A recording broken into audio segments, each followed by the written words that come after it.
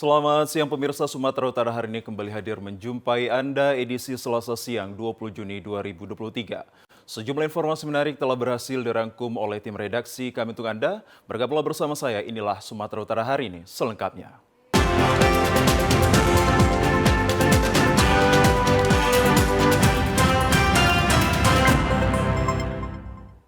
Pemirsa, di informasi yang pertama, Polda Sumatera Utara melalui Kepala Bidang Humas Kombes Pol Hadi Wahyudi angkat bicara terkait 6 calon siswa Polwan yang tidak lulus diduga syarat akan kecurangan. Hadi menyebutkan bahwa proses seleksi sudah dilakukan secara transparan dan juga terbuka. Kepala Bidang Humas Polda Sumatera Utara Kombes Pol Hadi Wahyudi menyatakan ke-6 calon siswa Bintara Polri dinyatakan tidak lulus seleksi. Tidak terima dengan keputusan tersebut, ke-6 calon siswa tersebut langsung mendatangi lokasi seleksi di Jalan Bilal. Ke-6-nya dinyatakan gugur pada 12 Juni yang lalu. 6 calon siswa Polwan ini dinyatakan gugur dalam tes kesehatan jiwa dan tak puas atas keputusan tersebut, mereka pun mempertanyakan alasan panitia tak meluluskan mereka meski ke-6-nya merupakan ranking 2 umum dalam tes Polri tahun ini. Terkait hal tersebut, Kepala Bidang Humas Polda Sumatera Utara Kombes Pol Hadi Wahyudi mengatakan bahwa proses seleksi yang dilakukan para casis Polwan tersebut sudah dilakukan secara transparan dan terbuka. Hadi menyebutkan bahwa pihak panitia juga sudah memberikan penjelasan kepada 6 casis tersebut dan mereka pun menerimanya. Pada prinsipnya, siapapun yang dinyatakan tidak berhasil atau belum berhasil atau tidak lolos atau belum lolos itu akan diberikan penjelasan oleh tim dan itu sudah dilakukan. SOP itu dilakukan. Ya, SOP itu dilakukan oleh tim untuk memberikan penjelasan di mana letak kekurangan, kelemahan yang didapatkan oleh para casis. Jadi itu sudah dilakukan. Kemudian terkait dengan proses nilai kesehatan jiwa, sekali lagi bahwa proses penilaian ini dilakukan oleh ahli yang ahli di bidangnya, dokter kesehatan jiwa, dan tentu mereka memiliki standar sebagaimana yang sudah disepakati dengan Mabes Polri, dan standar itulah yang dituangkan ke dalam peraturan Kapolri. Jadi sekali lagi bahwa hal-hal yang kemarin dipertanyakan itu sudah disampaikan kepada calon peserta, casis, kemudian yang bersangkutan pun juga sudah menerima. Mereka menerima terkait dengan penjelasan dari dokter kesehatan dan yang sekali lagi menjelaskan ini adalah dokter kesehatan. Pemirsa, kita beralih ke informasi lainnya. Sejumlah petani cabai di Dusun Cempaka, Desa Beringin, Kecamatan Beringin, Kabupaten Deli Serdang saat ini merasakan anjloknya harga cabai. Hal ini membuat para petani cabai kecewa karena tidak mendapatkan keuntungan.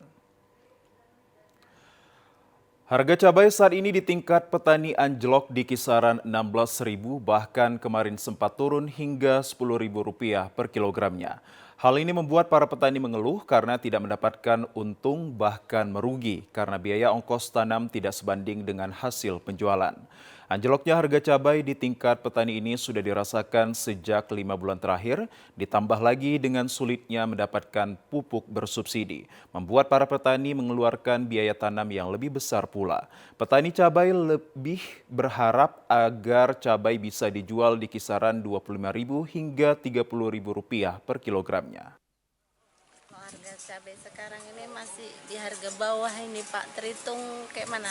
Petani ini masih merasa rugi, belum ada istilah kata balikan modalnya Pak. Karena istilah kata dari modal yang dikeluarkan untuk panen kembali, modal itu nggak balik. Kalau diperkirakan harga ini sekitar 16.000, bisa mungkin turun lagi sampai 10.000. Jadi itu nggak stabil dengan harga modal kita Pak. Kalau diperkirakan harga yang stabil itu setidaknya harga 30 ataupun 25.000 itu bisa stabil, istilahnya tidak pun berat untuk masyarakat, juga tidak merugikan bagi petani Pak.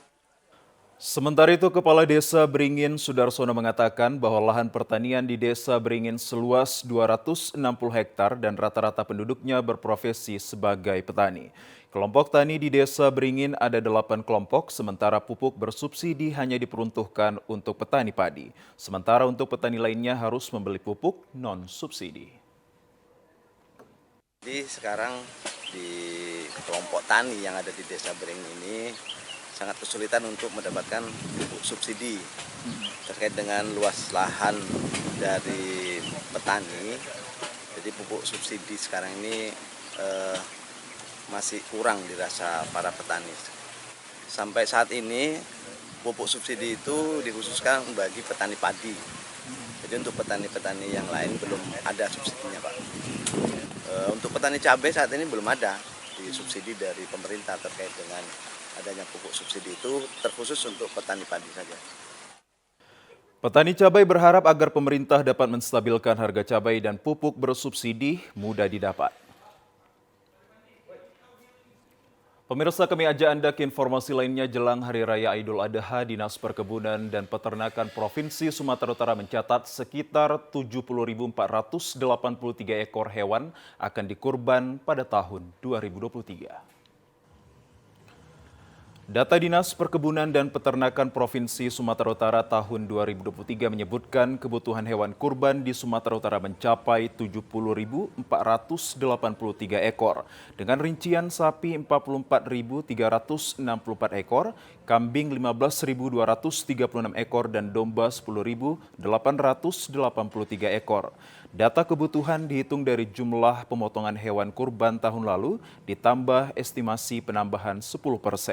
Sedangkan ketersediaan hewan kurban di Sumut mencapai 416.130 ekor, di mana sapi potong 65.293 ekor, kambing 36.474 ekor, dan domba 44.364 ekor. Dengan jumlah tersebut, Sumatera Utara surplus hewan kurban mencapai 77.291 ekor, sapi surplus 20.929 ekor, kambing 21.238, dan domba surplus di 35.124 ekor. Kepala Dinas Perkebunan dan Peternakan Provinsi Sumatera Utara, Lies Handayani Siregar, mengatakan guna mencegah dan mewaspadai adanya penyakit hewan menular seperti PMK, pihaknya telah membuat standar operasional prosedur persyaratan teknis lalu lintas hewan kurban antar provinsi dan antar kabupaten kota. Lies menyebutkan untuk hewan ternak yang melintasi perbatasan provinsi dan kabupaten kota haruslah memiliki surat keterangan kesehatan hewan yang memastikan bahwa kesehatan hewan dan status vaksinasinya. Ya, kalau vaksinasi itu kan tugas rutin ya yang kita laksanakan untuk ya tentunya mencegah berkembangnya penyakit-penyakit, dan untuk peredaran peredaran hewan-hewan tentunya sudah kita vaksin ya. Nah, tentunya untuk hewan kurban kita sudah mengeluarkan juga surat ke seluruh kabupaten kota untuk SOP bagaimana berkurban dan bagaimana persyaratannya di pos-pos untuk lintas hewan ternak kita, Pak.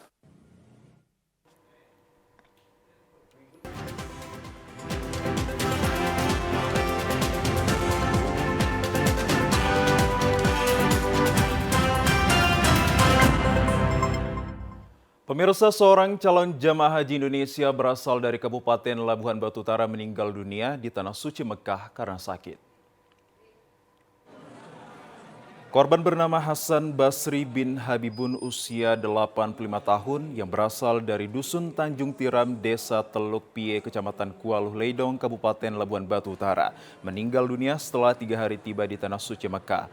Kepala Kantor Departemen Agama Kabupaten Labura, Agus Priyadi, menjelaskan bahwa calon jamaah haji asal Labura meninggal dunia pada hari Sabtu 19 Juni 2023, tepatnya pukul 11 waktu Arab Saudi. Dan saat ini diberangkatkan dari Indonesia, kondisi almarhum sudah sakit karena faktor usia. Benar, di kloter 22, salah satu jamaah haji kita yang dari Labuan Batu Utara itu atas nama Pak Hasan Basri bin Habibun, usia 85 tahun, itu meninggal dunia di Mekah dikarenakan sakit. Sejak dari tanah air juga sudah menunjukkan bahwa beliau memang sakit, di samping usianya sudah tua. Ya, keluarga sudah dikabari karena memang kewajiban BPIH untuk mengabari keluarga setiap keluarga ada yang mendapatkan musibah, termasuk salah satunya adalah meninggal dunia. Sementara itu, petugas PPIH sudah mengabari pihak keluarga dan jasad almarhum telah dikebumikan di Tanah Suci Mekah. Sementara itu, pemirsa, seluruh jamaah calon haji kelompok terbang asal Sumatera Utara kini telah berangkat ke Madinah untuk melaksanakan tahapan ibadah haji.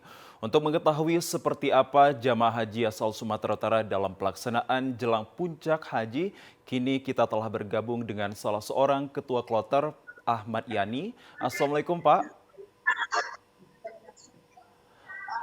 Assalamualaikum, selamat siang waktu Indonesia, Pak Ahmad Yani. Selamat pagi waktu Makkah. Baik, selamat pagi waktu Arab Saudi kepada Umi Alia.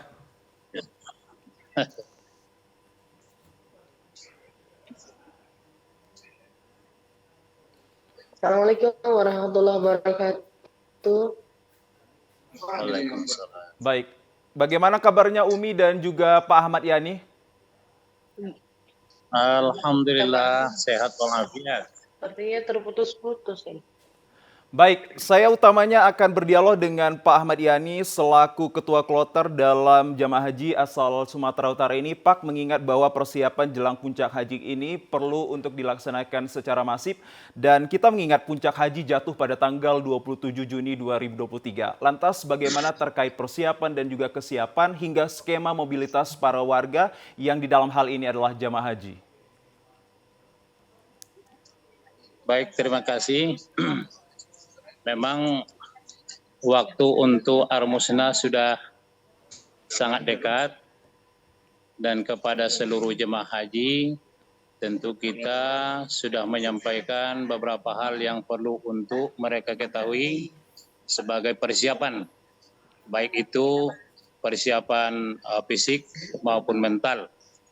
Di antara persiapan itu kita tentu membatasi jemaah haji untuk melaksanakan terlalu banyak umroh sunat, karena itu akan menguras tenaga. Mengingat Masjid Haram sekarang sangat penuh sesak dengan jemaah haji. Begitu, Pak. Baik, kalau kita berbicara terkait pelaksanaan ini, boleh diinformasikan kepada kita yang ada di Indonesia ini, Pak, saat ini para jemaah haji ini sedang melaksanakan kegiatan apa dan persiapan apa saja yang akan dilaksanakan, mengingat akan puncak jelang jemaah haji ini dimulai dari 6 Zulhijjah hingga 8 Zulhijjah nantinya. Ya, kemarin kita sudah menghadirkan seluruh jemaah. Ada 2 termen. Pertama kita undang separuh atau kebetulan kan kita banyak dari jemaah KBIU Multazam. Mereka ada 6 karom. Kita undang semua. Kemudian kita sampaikan informasi-informasi yang kita peroleh dari maktab terkait dengan pelaksanaan Armusna.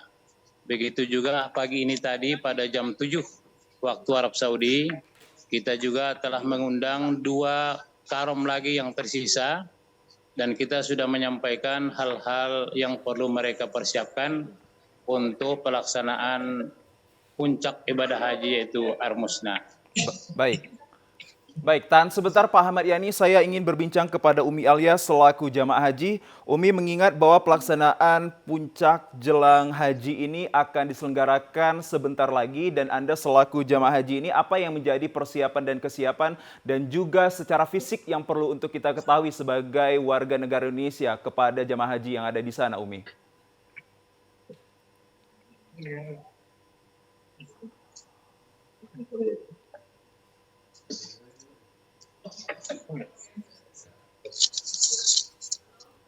Halo Umi Alia, apakah Anda mendengar suara saya, Umi? Baik, kita sepertinya ada gangguan terkait suara maupun sinyal kepada Umi. Baik, sudah dengar Umi atas suara saya, Umi Alia? Terputus. Apakah sudah bisa diterima dengan baik suara saya, Umi? Baik, sepertinya. Iya Pak, dengar. Baik, Umi, mengingat pelaksanaan persiapan jelang puncak haji ini perlu dilaksanakan baik itu secara fisik dan juga mental dengan masif sekali, kita ingin mengetahui sebagai warga negara Indonesia dan Anda selaku jemaah haji, apa yang menjadi persiapan dan kesiapan para jemaah haji kita ini saat ini, Umi?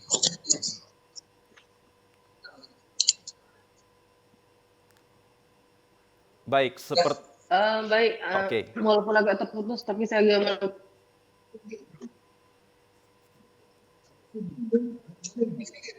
Halo, Baik, Umi, silahkan. kedengaran Pak? Iya, baik, silahkan Umi. Apa sudah menerima dengan baik suara saya, Umi?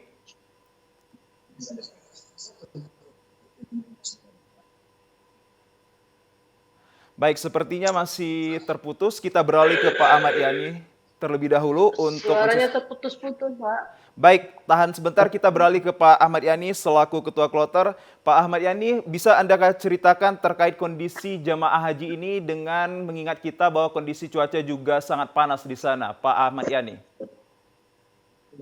Terima kasih Pak. Kita kan jemaah kita secara umum memang di tahun ini banyak lansia. Kalau Baik. di Kloter 8 itu jumlah jemaah kita itu 351 orang. Dan 1 orang wafat, sehingga tinggal 350. Itu lansianya 141. Dan yang restinya 235 orang.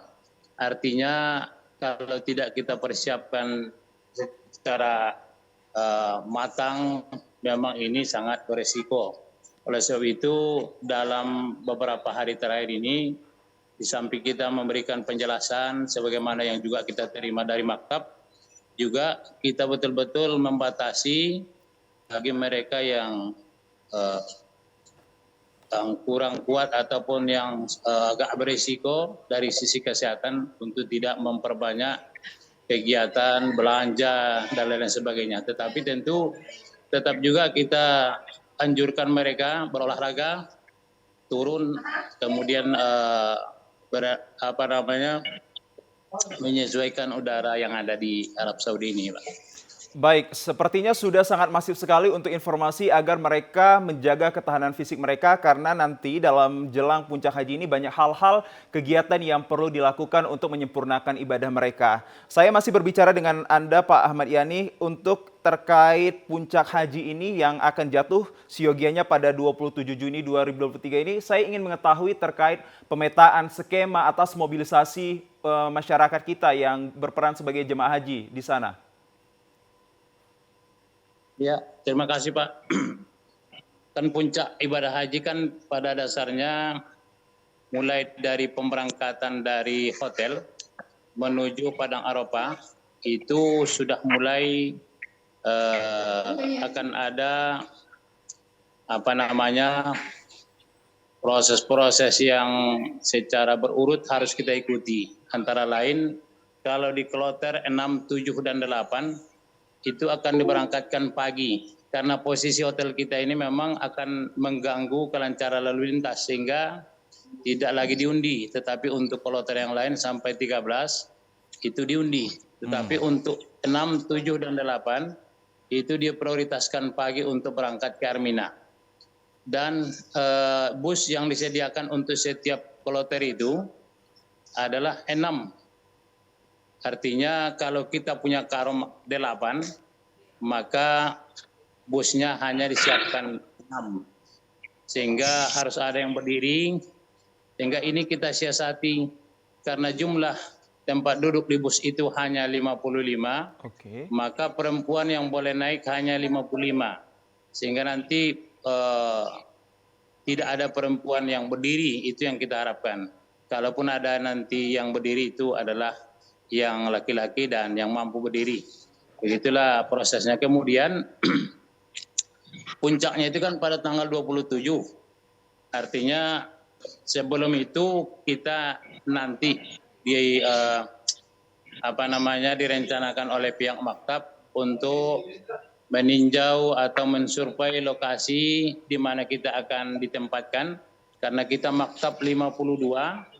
Nanti juga di sana akan kita buat tanda sehingga nanti jemaah kita yang memang penglihatannya sudah mulai rabun dan segala macam, bisa lebih jelas dia mengenali tendanya nanti di Armina. Arafah begitu, Pak. Baik, baik. Terima kasih Pak Ahmad Yani. Sebentar tahan dulu untuk perbincangan saya ke Bapak. Saya akan beralih ke Umi Alia. Umi, mengingat Anda selaku jamaah haji ini dan juga menjelang persiapan puncak haji ini banyak hal yang perlu dipersiapkan. Apa yang menjadi persiapan dan kesiapan dari jamaah haji hingga nanti jatuhnya puncak jamaah haji yang harus dilakukan rangkaian kegiatan-kegiatan yang wajib? Umi. Baik, terima kasih. Sementara ini karena memang mendekati waktu Armusna ya,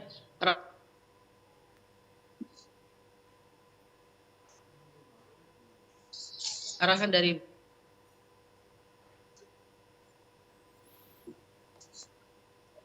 Umi, halo Umi. Kami belum bisa menerima suara Anda dengan jelas, Umi. Halo?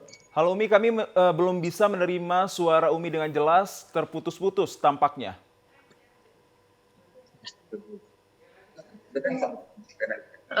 Kalau sekarang ini Pak, Baik, silahkan lanjut. Kami sudah mendengar belum ya suara Pak ya? Umi.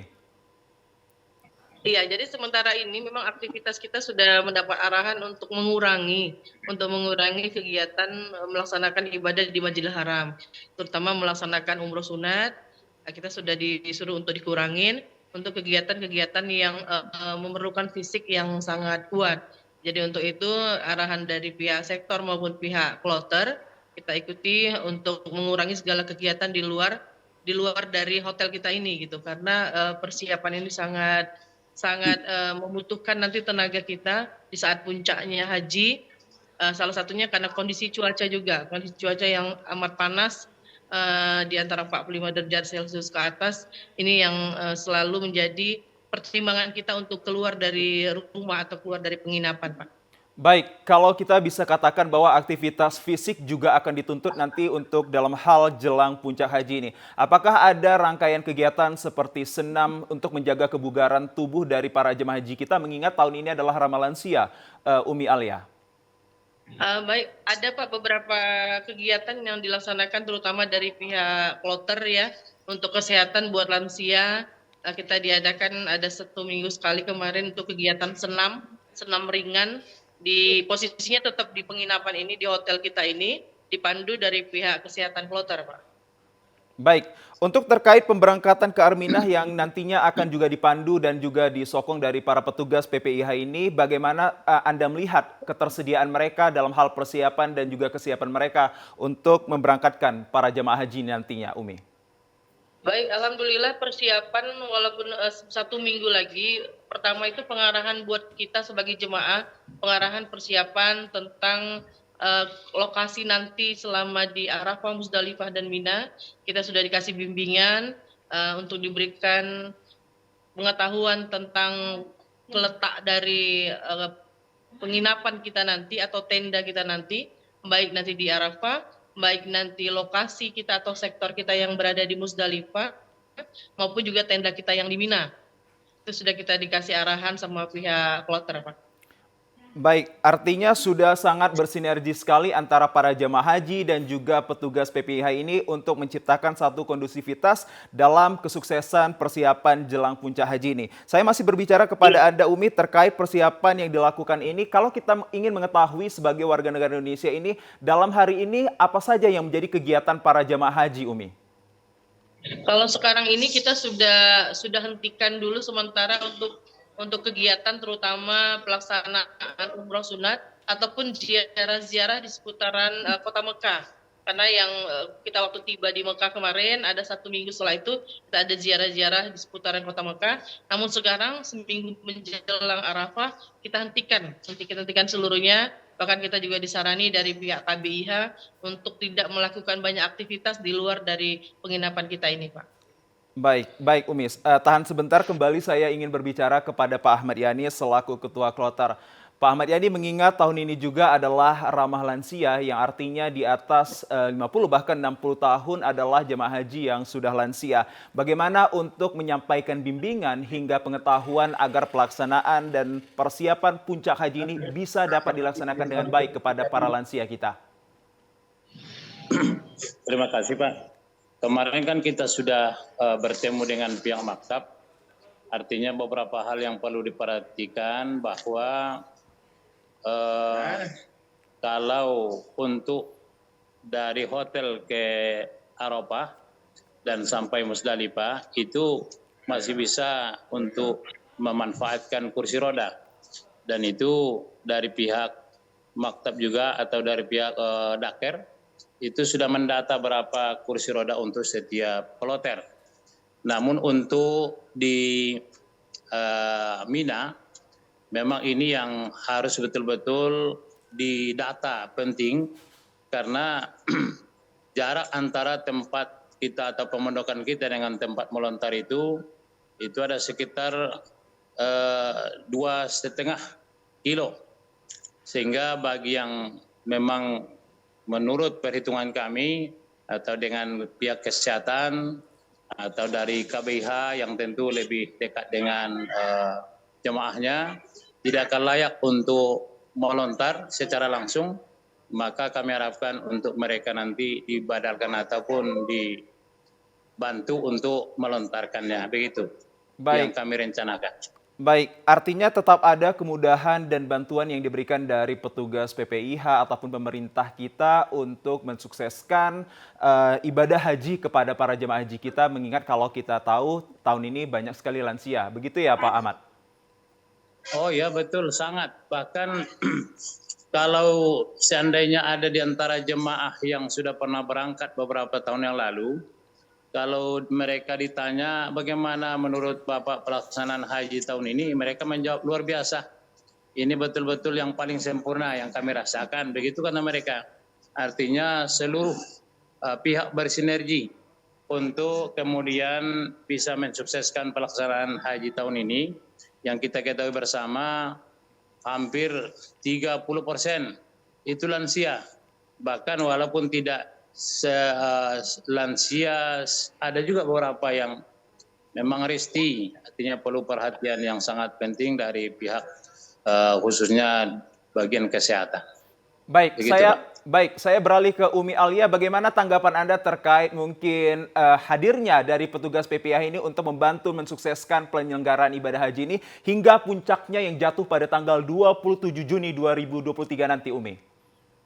Ya, alhamdulillah Pak, sementara ini memang kita sudah informasikan terutama kepada teman-teman kita, kepada jemaah, sesuai dengan arahan dari pemerintah, untuk jemaah lansia terutama untuk sama-sama kita bantu pelaksanaan puncak haji nanti, mana yang memang cukup banyak lansia kita pada tahun ini, terutama di kloter kita, itu insya Allah semua sudah terencana, semoga nanti di lapangan dapat terlaksana. Untuk yang memerlukan bantuan, baik yang lansia ini kan kita dilarang untuk ke pelontaran membawa kursi roda gitu ya. Seperti yang kata Ketua Kloter tadi, kita bantu untuk diwakilkan untuk pelontaran di Jumarat nantinya.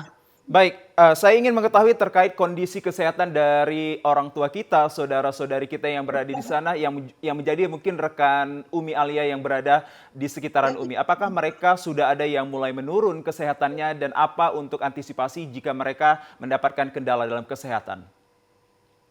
Iya, benar Pak. Memang jemaah waktu datang ke Mekah ini kan semangatnya cukup tinggi. Jadi totalitas pelaksanaan di luar dari penginapan itu sangat tinggi.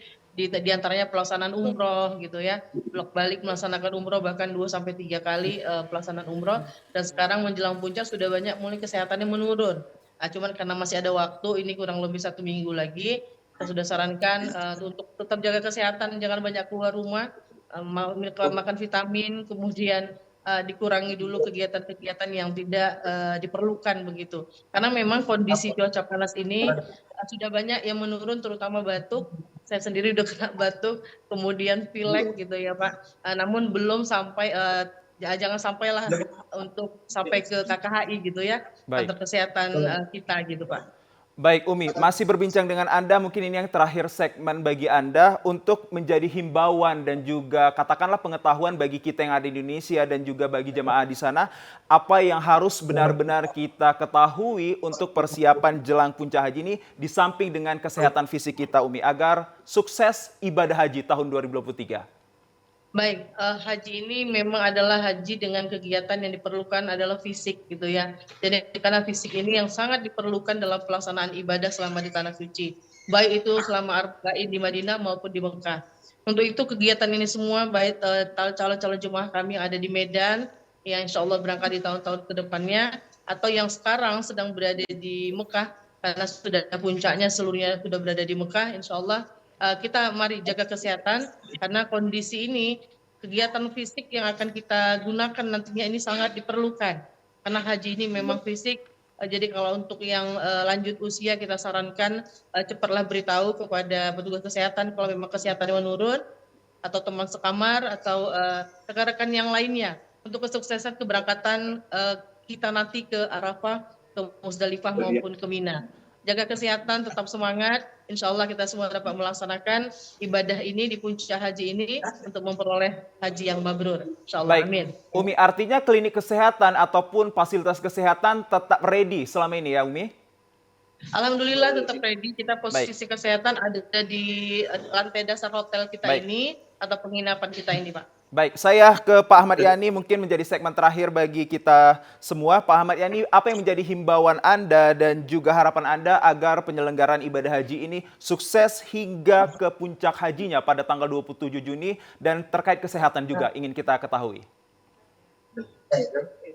Terima kasih. Pada dasarnya memang seluruh jamaah dalam kondisi yang sehat. Walaupun seperti disampaikan oleh Umi Alia, ada beberapa yang batuk. Dan memang satu di antara jamaah kita yang berumur 83 atas nama Junaidi, Jambak, memang harus dirujuk ke rumah sakit Arab Saudi. Tentu kita doakan mudah-mudahan beliau cepat sembuh dan bisa bergabung bersama kita. Kemudian tentu izinkan saya untuk menyampaikan rasa terima kasih kepada KBU yang betul-betul sangat membantu untuk mempermudah tugas kita karena memang manajemen yang mereka lakukan sudah sangat matang. Baik. Sehingga kita pada dasarnya hanya membimbing sedikit-sedikit saja lagi. Kemudian tentu himbauan kepada seluruhnya untuk pelaksanaan ibadah haji supaya sukses betul-betul harus mengikuti aturan main. Seperti nanti pelaksanaan melontar, kita kan sudah diatur. Baik. Ada jadwalnya, jangan ada di antara jemaah yang melanggar aturan itu. Baik, esensi dari hal tersebut bisa kita katakan adalah kesuksesan dan juga keberhasilan dari pelaksanaan ibadah haji ini nantinya mereka menjadi haji yang mabrur dan mambrurah. Begitu ya Umi dan Pak Ahmad? Betul. Baik, terima kasih atas atensi dan juga kehadiran dari Umi Alia dan juga disusul dari Pak Ahmad Yani yang telah memberikan pengetahuan dalam dialog Zoom kita terkait persiapan jelang puncak haji. Semoga bermanfaat. Saya ucapkan terima kasih, selamat siang dan salam sehat Umi dan Pak Ahmad. Assalamualaikum Assalamualaikum warahmatullahi wabarakatuh. Pemirsa, kita beralih ke informasi lainnya. Gubernur Sumatera Utara Edi Rahmayadi meminta masyarakat Minang untuk dapat menerapkan kebiasaan di kampung halaman di daerah perantauan. Di antaranya ketika waktu sholat tiba, semua masyarakat beranjak ke masjid dan seluruh perdagangan ditinggalkan. Kearifan lokal ini sangat baik sekali yang tidak bisa dilepaskan suku Minang dengan Islam. Hal itu dirasakan ketika Gubernur Sumatera Utara berada di Kota Padang. Setiap waktu sholat, semua warga muslim masuk masjid dan semua perdagangan dihentikan. Hal ini jangan hanya di Kota Padang saja, suku Minang di sini juga harus demikian adanya. Hal tersebut dikatakan Gubernur Sumatera Utara Edi Rahmayadi saat menghadiri silaturahmi akbar Badan Musyawarah Masyarakat Minang tahun 2023 di Aula Tengku Rizal Nurdin, Jalan Jenderal Sudirman nomor 41 Medan kemarin. Kesempatan itu, Gubernur Sumatera Utara Edi Rahmayadi juga meminta pada masyarakat Minang untuk mengajarkan mengajarkan kearifan lokal yang dimiliki pada penduduk Muslim di Sumatera Utara. Hal ini merupakan bentuk keteguhan hati dari orang Minang. Semakin banyaknya orang Minang di Sumut tentunya memberikan contoh keagamaan masyarakat Sumut. Seperti pepatah Minang mengatakan, di mana bumi dipijak, di situ langit dijunjung. Pada kesempatan tersebut, Gupsu mengajak masyarakat Minang di Sumut bersinergi dalam membangun daerah. Apalagi jumlah masyarakat Minang yang tinggal di Sumut termasuk banyak. Gupsu mengapresiasi kontribusi yang telah banyak diberikan masyarakat Minang untuk kemajuan Sumut, khususnya di bidang perekonomian. Inilah kekayaan kita, kearifan lokal kita, dengan berbeda-beda budaya dan berada di tempat bineka tunggal ika kita. Orang-orang Minang yang ada di Sumatera Utara bisa menyesuaikan dan sekian tahun dan tidak pernah ada masalah. Insya Allah dengan kita saling menjaga toleransi bersama sesama budaya dan kita akan membangun Sumatera Utara. Oke. Pemirsa, Ketua BM3 Badan Musyawarah Minang, BM3 Syahrudin Ali mengajak masyarakat Minang yang ada di perantauan agar senantiasa menjaga dan meningkatkan ukhuwah Islamiyah dalam segala sendi kehidupan bermasyarakat. Hal tersebut dikatakannya saat menghadiri silaturahmi akbar Badan Musyawarah Masyarakat Minang BM3 tahun 2023 di Aula Tengku Rizal Nurdin, Jalan Jenderal Sudirman, Medan kemarin. Dikatakan Syahrudin Ali, masyarakat Minang sudah dikenal hingga seantero Nusantara sebagai masyarakat yang ramah dan sopan serta memiliki pemahaman agama Islam yang baik. Selain itu, karakteristik orang Minang sebagai pedagang dan perantau memperkuat pelabelan bahwa masyarakat Minang adalah masyarakat yang kuat, pekerja keras, dan memiliki tanggung jawab yang besar. Hal ini sebagai pondasi agar tidak mudah dicabik-cabik oleh kepentingan sesaat orang-orang yang tidak bertanggung jawab. Ada pepatah mengatakan di mana bumi dipijak, di situ langit dijunjung. Namun masyarakat Minang tidak menghilangkan identitas keislaman dan keminangannya saat hidup merantau di negeri lain. Menyikapi perkembangan zaman terutama dalam bidang teknologi, ekonomi, dan tantangan kehidupan yang semakin tinggi, masyarakat Minang di perantauan harus mempererat persatuan dan kesatuan yang berbasiskan Pancasila. Pesan untuk keluarga Minang Sumatera Utara, marilah kita melaksanakan suatu kegiatan seperti Baldatun Tayatun Warapun Gafur. Berusaha kita mencari kebaikan. Umpamanya aja siap sholat selalu kita bicara marilah menuju kemenangan. Berarti kita ini diminta untuk berbuat berlomba-lomba untuk mencapai suatu kemenangan yang terbaik yang diridai oleh Allah Subhanahu wa taala. Itu harapan kita untuk masyarakat Minang di Sumatera Utara ini. Lima bumi dipijak, di situ langit dijunjung. Di Sinan, kata Pak Edi tadi di Sinan langit dijunjung katanya. Ketua Panitia Silaturahmi Akbar Badan Musyawarah Masyarakat Minang Conaidi mengatakan, tujuan dari diselenggarakannya kegiatan ini adalah untuk mempererat silaturahmi sesama anak perantau Minang yang ada di Sumatera Utara. Menurutnya kegiatan ini juga untuk merawat budaya Minang agar dapat diajarkan pada generasi Minang yang ada di rantau. Generasi Minang yang lahir di perantauan dapat mengetahui beberapa budaya yang dimiliki oleh keturunannya. Acara ini sudah tertunda dari beberapa bulan yang lalu. Pihaknya mengucapkan terima kasih kepada Gubernur yang telah membantu terselenggaranya acara ini hingga sukses. Acara silaturahmi akbar Badan Musyawarah Masyarakat Minang ini sendiri diisi dengan kegiatan tarian, nyanyian Minang, diantaranya tari piring, serta lainnya. Panitia juga menampilkan pencak silat sebagai tontonan bagi tamu undangan. Jadi kita ini dalam keadaan seperti kilat, kurang 1 bulan rapat langsung diadakan begini. Dan syukur juga alhamdulillah Pak Gubernur membantu kita tempat dan konsumsi. Itu benar-benar kita merasa terbantu. Kemudian kita banyak bundokanduang mendatangkan dari daerah, kesenian dari daerah juga, dari Medan, dari Unimed juga ada. Kemudian kita datang dari perwakilan daerah, karena di daerah itu tidak pakai DPD, pakai DPC-nya, perwakilan BM3 saja sana gitu. Jadi ada sekitar 9 gitu, perwakilan dari daerah. Pemirsa, sungguh miris akibat cekcok dengan preman kampung, kaki seorang pemuda di Kelurahan Pekan, Labuan Kota Medan, Sumatera Utara kena tembak anak panah. Korban Dede Saputra melaporkan kasus ini ke Polsek Medan Labuhan dengan kaki terpincang-pincang menahan rasa sakit di tumit kaki kanannya setelah dianiaya seorang preman kampung di Jalan Komodor Laut Yos Sudarso lingkungan 24, Kelurahan Titipapan, Kecamatan Medan Labuhan, Kota Medan. Korban mengatakan kaki kanan ia ditembak anak panah oleh pelaku bernama Topan yang baru saja keluar dari penjara lalu di kawasan Kelurahan Titipapan. Saat peristiwa tersebut terjadi, korban tengah bekerja memperbaiki gudang di kawasan tempat ia tinggal. Pelaku datang dan langsung memalak dengan meminta sejumlah uang. Korban yang menolak sempat cekcok dan terlibat adu mulut hingga pelaku menembakkan anak panahnya ke kaki korban dan langsung kabur pula. Korban berharap pelaku dapat ditangkap dan kembali di penjara karena meresahkan para warga dan pedagang di kawasan tersebut. Ini masalah nggak ada masalah ya preman itu udah datang terus mau malak. Mau malak? Itu sama pelaku apa kenal? Pelaku kenal. Kenal? Nembak aja gitu? Langsung nembak. Ada yang ngalangin dia. Gitu. Langsung dihalang, nggak sanggup yang ngalangin tadi itu lah. Tembak itu. Berarti anak panah itu udah dibawa dia, Bang? Yang udah sekian memang dibawa dia. Ada berencana dia. Ditolong kawan kok? Ada ditolong warga. Di warga udah video juga lah. Akhirnya pelaku lari. Lari ya?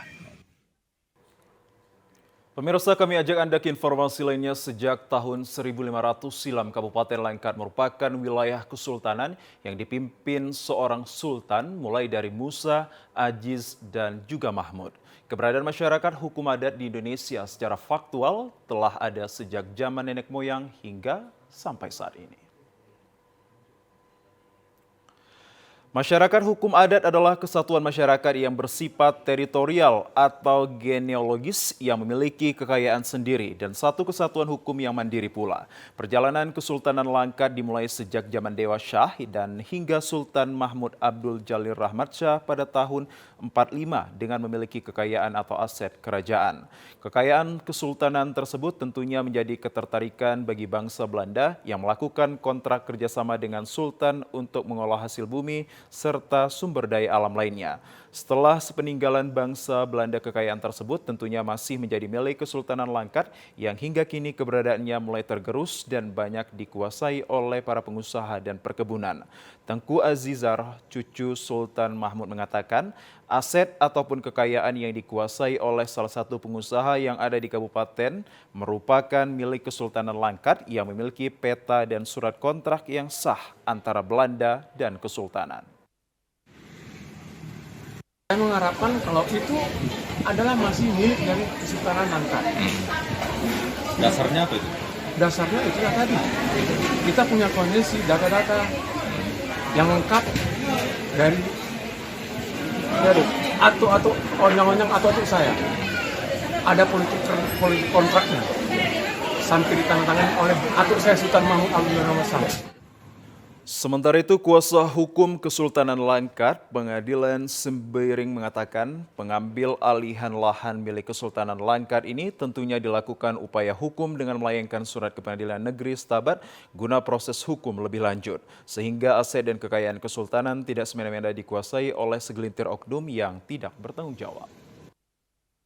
Tentunya saya akan mengambil langkah-langkah hukum ke depannya terhadap hak-hak wilayah yang telah dirampas dan dijolimi oleh masyarakat adat yang ada di Langkat termasuk pengusaha-pengusaha. Jadi hak Sultan Langkat ini segera kita kembalikan. Tentunya saya membela dari sisi hukumnya.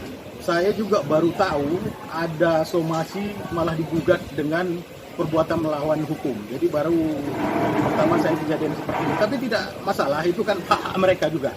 Silahkan saja. Justru menurut saya itu malah membuka pintu bagi kami sebagai kuasa hukum untuk membuktikan kebenaran-kebenaran hak milik Sultan dan sebelah ini. Ya, pemirsa, informasi dari Kabupaten Langkat tadi sekaligus menutup perjumpaan kita dalam program Sumatera Utara hari ini. Kami ucapkan terima kasih atas kebersamaan dan juga perhatian Anda. Saya Muhammad Azhar Nasution. Selamat siang, sampai jumpa.